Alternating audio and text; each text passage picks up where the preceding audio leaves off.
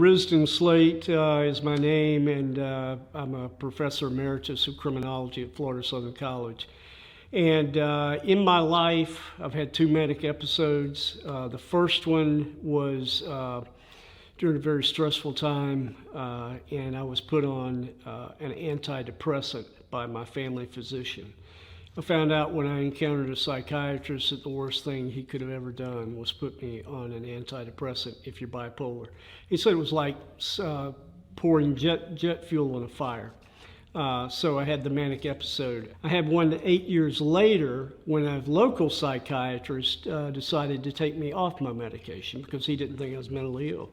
So I was in the closet about me being mentally ill. I was ashamed of the stigma surrounding mental illness. And so after the second manic episode, I decided I had to come out of the closet, because if that could happen to me with a PhD in criminal justice, college professor, also with a prior criminal justice system work experience, it can happen to anyone, and it is. The difference is that I actually have connections, I have contacts that helped me when I had the manic episodes and helped me to get out of the situation. But in any event, I am no longer ashamed or embarrassed about being mentally ill. And I've come out of the closet to try to help others who don't have the connections possibly or the contacts that I did to help me out when it happened. So what we need is formal structures in place within the criminal justice system and the mental health system to help people who are in need. You know, for example, Grady is definitely a law and order type sheriff, no question about it. But he does have a soft place in his heart for people with mental illness. And he has programs set up in his jail to try to link people with mental illness to treatment. But Grady, I must commend him on what he's done in terms of the programs he has in place to divert people with mental illness. He also trains law enforcement officers in what is called crisis intervention team training, and they learn to de-escalate situations with people with mental illness when they encounter them. And so that's important. I've actually conducted much of that training for the sheriff's office with officers.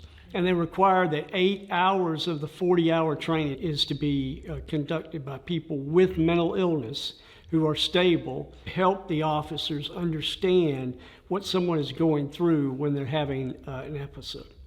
Recovery is possible. There's no question about that. But, you know, the problem is that many people don't know where to turn. And in the criminal justice system, unless a jail like Judd's jail has set up something, there's not going to be any programs there for them to access. One of the things I did is I became a member of the National Alliance on Mental Illness.